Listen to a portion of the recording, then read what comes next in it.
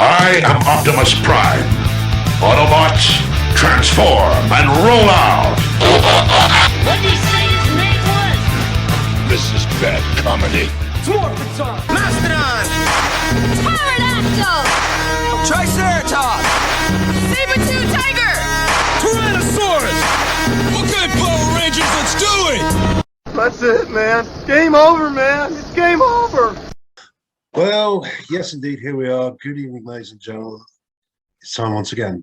Calico Productions proudly presents your Geek Show, and this time it's all about the 80s and 90s cartoons. Yay! Oh yeah, it's pure childhood nostalgia overload today, people. Indeed. Joining us tonight, we have, as usual, the lovely Callie Valentine. Hello, everybody. Glad to be back. We have a guest with us tonight. It's Mr. Gaz, ladies and gentlemen. Hello, everybody. Nice to be here. Thank you very much, Guy and Callie, for having me on today. It's very appreciated. Oh no, worries. We've talked for quite a many year over Twitter, us two. Oh and yes, we have. It dawned on me right before we actually started recording that this is actually the first time we've spoken kind of in person. Oh yeah, definitely it is. Yeah, like it's literally like just been messages and replying over tweets and things. So nice to finally see you. Yeah, I don't think you actually knew what I looked like before today. No, I didn't. I did not. So it was interesting to see. But anyway, as Guy said, it's all about 80s and 90s cartoons this week. So, Guy, you are hosting. Take it away.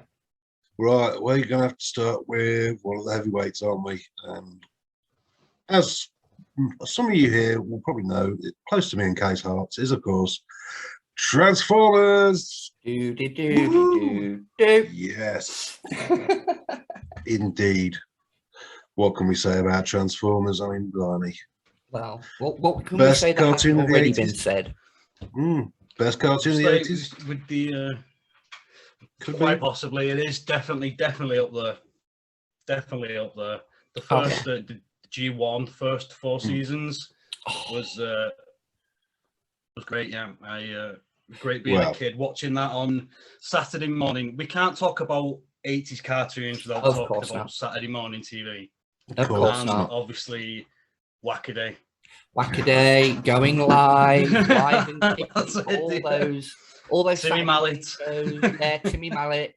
Mallet. Kind of stuff. So, pure 80s. Just we look back at the 80s now, and at the time we all just thought that was just normal behavior. Yep. You got 5 minutes of a cartoon. Yeah. And you look back now at the 80s and with slight nostalgia, but you've got to realize that 90% of the 80s was just cheese. Timmy Mallet is a prime example of just the cheese fest that was the 1980s here in the UK. Mm-hmm. So, yeah, but that is where a lot of us got our introductions to all of these cartoons that we're going to be talking about today. So, I mean, Transformers, yes, we love it. Yes. I mean, me and Guy, we've talked extensively about Transformers. Yes, we have done our own Transformers podcast here on Calico Productions. Check that out if you will. Mm-hmm. Shameless plug, Mick Foley. Foley's Law. It's a quality show. But yeah, so I don't think we can really talk too much about Transformers other than, maybe Gaz has some input because we've talked at length about it. So Gaz, your love for the franchise. Yeah. That, as I mentioned, the Saturday morning, the Wackaday, that was my first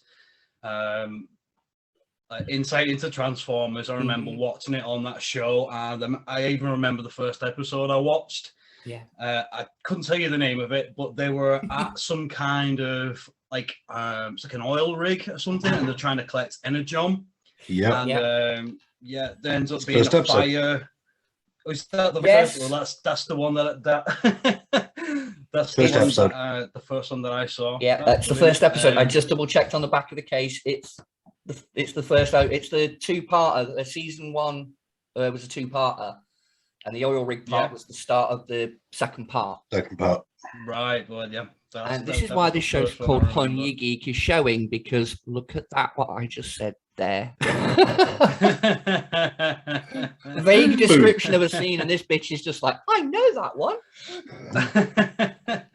Please, sir. Please, sir. Obviously, we can't talk about like Transformers without going in and basically just 80s and 90s cartoons without touching on some of the amazing voice actors like Frank Welker. Oh God, yes, Frank Welker. Christopher Collins. Christopher Collins is definitely one of my favorites. You know, when he did like some voices in Visionaries. Oh yes, Humanoids. Michael Bell was always a favorite of mine because he did Prowl in the G1 series.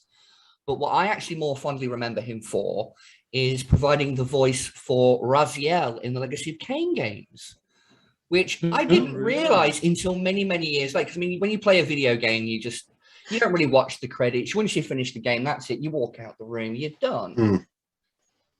So then when I found out that it was the same voice, I was like, oh, wow, he did transfer. Okay.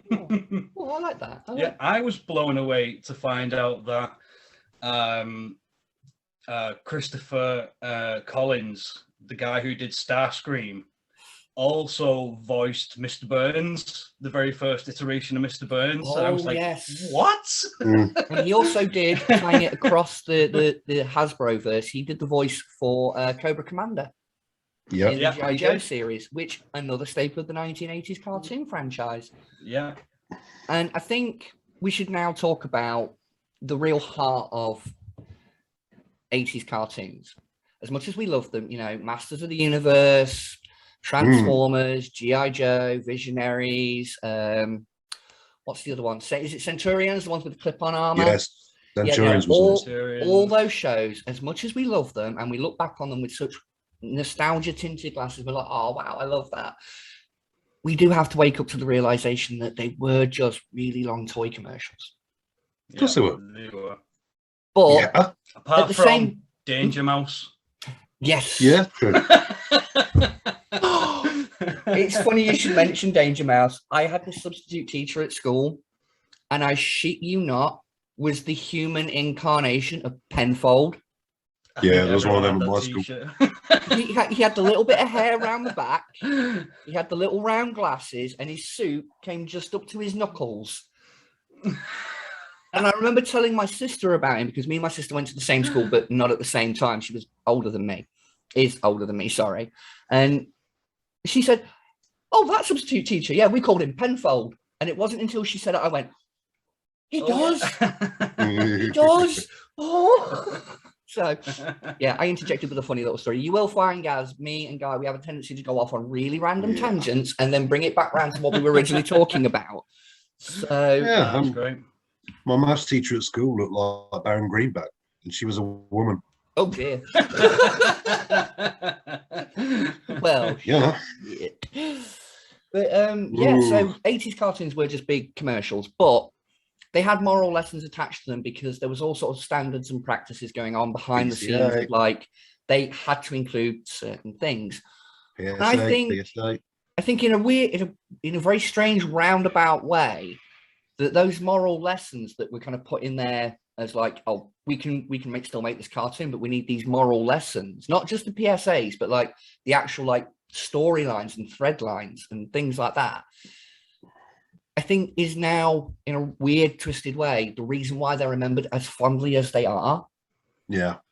Like it's because of those things having to be packed into it to make it acceptable to be put on TV is why it's stuck with us, why it hit such a chord with us. And yeah, I think the 80s for cartoons, like I said, Masters of the Universe had that kind of thing. She-Ra, you know, Transformers, you name it, it had those kind of things in it. And Mask, yeah, that's another one. That's another one. G.I. Joe, the more you know. Yeah. And knowing is half the battle. It always is. So, yeah. But I think the 80s, towards the end of the 80s, we started to get a bit cynical, a bit real. And we moved on to things like Ninja Turtles, which, although the first couple of seasons were quite light, it started, I think, in 88, I want to say. I could be wrong. Sounds about right.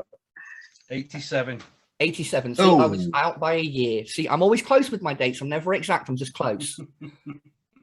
But yeah, we got the Ninja Turtles, and the first few seasons were quite light and cartoony, but then you get into the later seasons and they start doing the darker storylines where they're mutating even more. And then you lead into things like Batman the Animated Series, and animation for kids then all of a sudden took this really dark turn. I don't mean dark as in like verging on anime gore type levels. I mean, the storylines all of a sudden became more adult. The violence, I mean, Batman the Animated Series is an absolute classic for it. Some of the violence that they got away with in that show when other shows couldn't really is a testament to how good the writing was. And I mean, I've been watching a channel on YouTube that does this thing called Batmay. I'm not going to say the channel because I don't want to promote other channels without permission, but they did this thing called Batmay. They do it every year, and it covers the Batman animated series. It's like 10-minute videos specifically focusing on episodes. And it's when you kind of hear the background stuff and the stuff behind the episode, it's like, wow, they really did kind of push the senses with that one. I think one of the key ones for me for Batman the Animated Series, and I think people will agree, is Mr. Freeze, the Heart of Ice. Oh, I love that. Yeah. That storyline just, it reinvented the character. That origin for him then became canon in the comics, which apart from maybe one or two more, Harley Quinn, who started off in the animated series and then, you know, is still here nearly 30 years later. There's not many characters from Batman the Animated Series that had that much of an impact in the comics. Like, it was more they stuck to their comic book roots, but Mr. Freeze, that one storyline just, it made it for me. Literally just, I want to say this month, brought, was she called the Red Claw?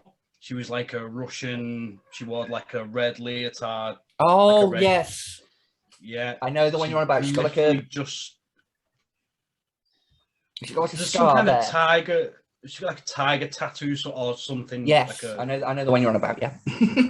Well, anyway, she's just come into I think it was a Catwoman comic. Oh. I think they've just brought her into it. So Also, she's just become canon. So that's another one to add to the list then. Excuse me, I'm suffering a bit of a sore throat. Forgive me for coughing. So yeah, and to rival Batman the Animated Series, one of my personal favorites, Disney launched Gargoyles. Never saw it. What's Gargoyles? No. Oh, see, I feel like I'm the only one. You are. You literally are. You literally are. I'm the only fangirl in the room. I know Gargoyles. I know it was big at the time. Oh, I don't know if it was on. Oh, it was huge. Like, cable or something. Fuck you, guys. It was a channel. I don't know if it was on a channel that I didn't have, or if I was just not. I think it was one of those shows. I remember watching because I thankfully had Sky TV growing up, and I remember it was on the Disney Channel. I think at 4 o'clock in the afternoon. So right as you're getting home from school, it was like their afternoon animation block. I think it did get shown on terrestrial TV, but I cannot remember which channel for the life of me. It was either BBC One as part of like their Sunday morning, no, BBC Two's Sunday morning kids stuff, because for some reason they did Saturday mornings on BBC One and then BBC Two, it was Sundays. Know why? Or it may possibly have been Channel 4 at like 6 o'clock in the morning. I don't remember. But yeah, it's one of those shows that I think a lot of people missed, but the people who caught it, like myself, to this day, absolutely love the franchise because it's so steeped in lore. Like a lot of it is very, very, I mean, they've got a character in it called Macbeth.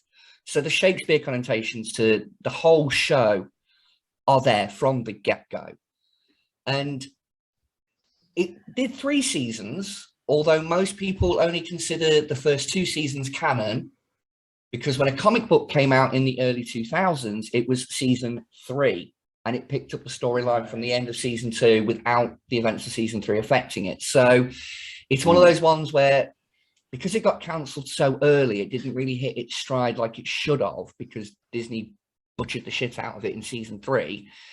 Yeah. it should have gone on longer. It should have had more of a Disney fan MO. base. Well, Yeah. you know, I'm invoking the wrath of Disney by mentioning their name so much, but for me, I'm going to get on my little soapbox here for a second with Gargoyles. For me, it's one of those franchises that Disney have never known what to do with.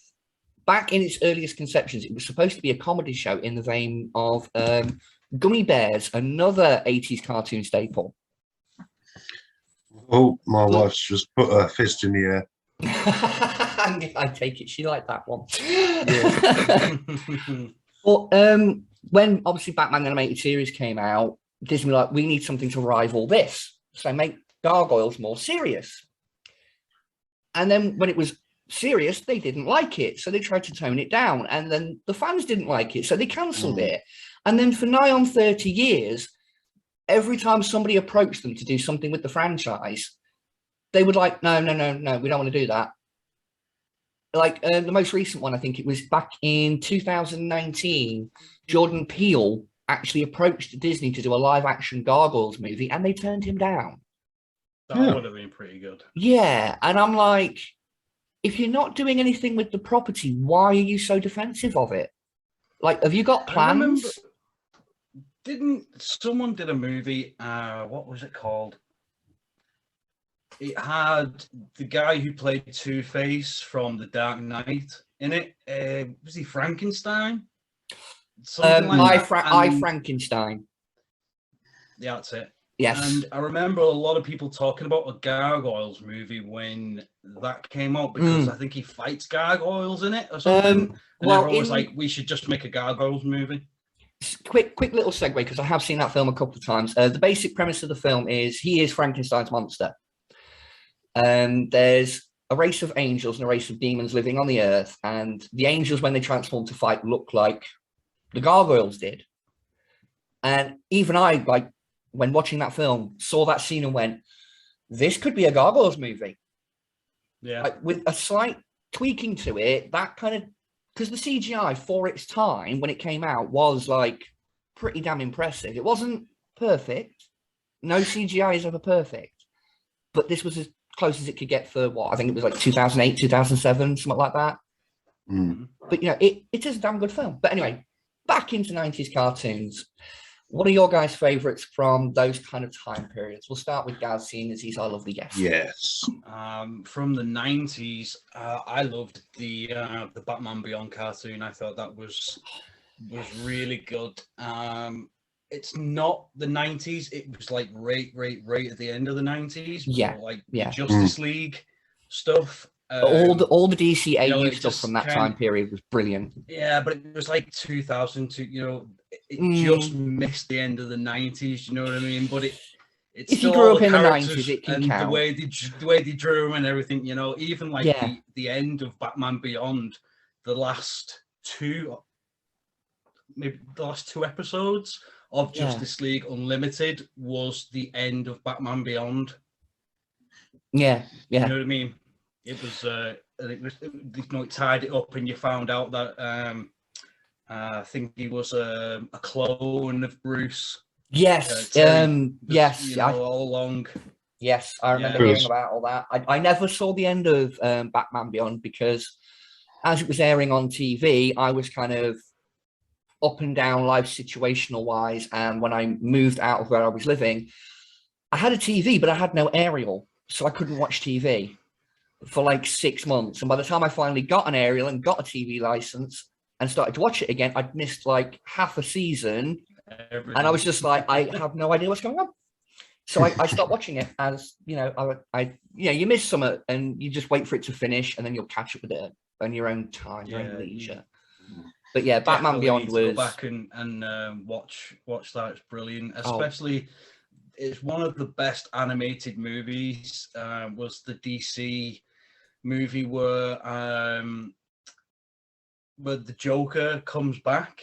Yes, Return of the Joker movie that they did. Yes. Yeah, and it's like a mix of a Batman Beyond and Batman, and it keeps flicking backwards and forwards through time. Oh yeah. You find out what happened to Tim Drake. And that was horrifying. It got very dark. Very dark. It did. That infamously is the one that's got two different endings depending on where you're watching it in the world. Because there's one cut of it where the Joker gets shot in the chest and the thing's like full on sticking out, and then there's another one where it gets electrocuted. I think it is. There's two different endings to it, but it was just like, like really, wow. Love that. What else did I like? The 90s. One's just popped into my head after watching from watching Cartoon Network. SWAT Cats. Huh? SWAT Cats.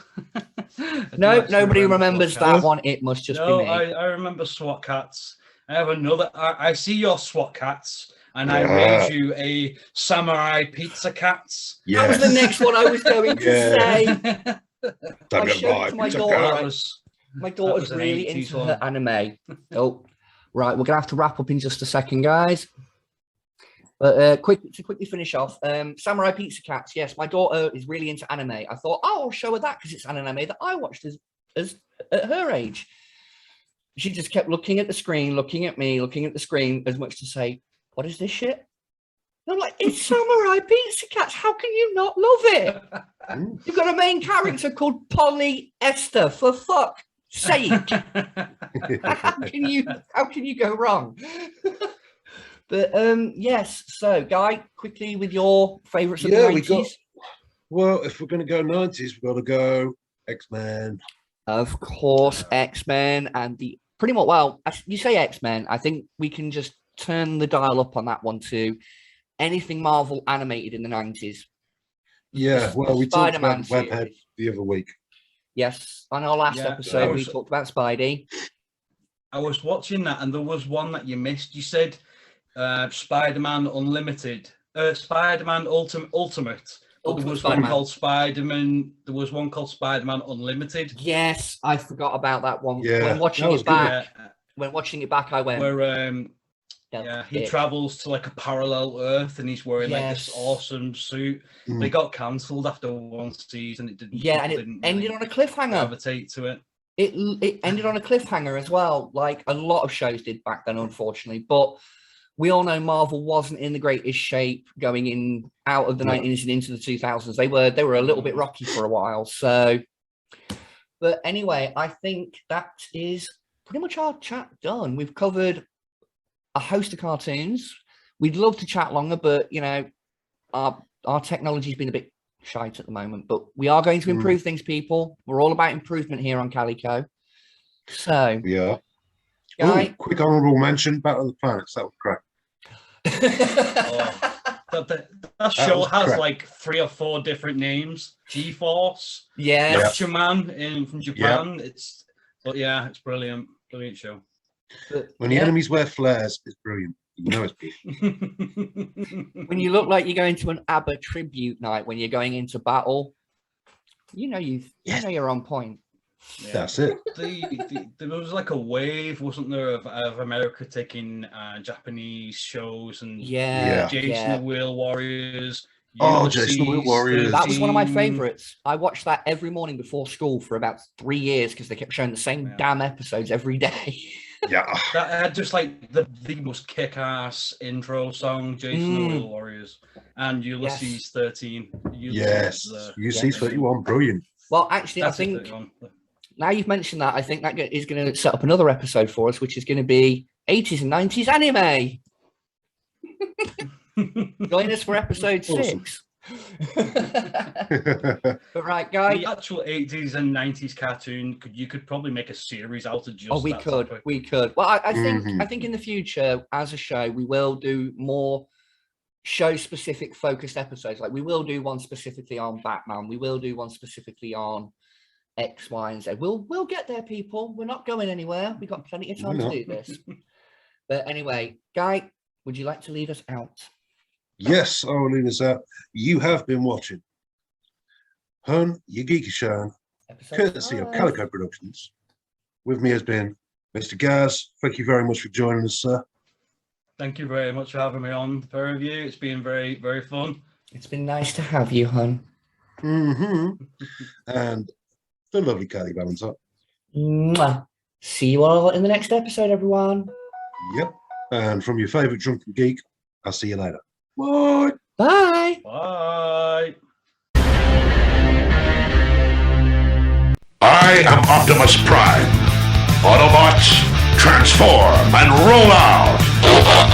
What did he say his name was? This is bad comedy. It's morphin' time! Mastodon! Pterodactyl! Triceratops! Saber-tooth tiger! Tyrannosaurus! Okay, Power Rangers, let's do it! That's it, man. Game over, man. It's game over.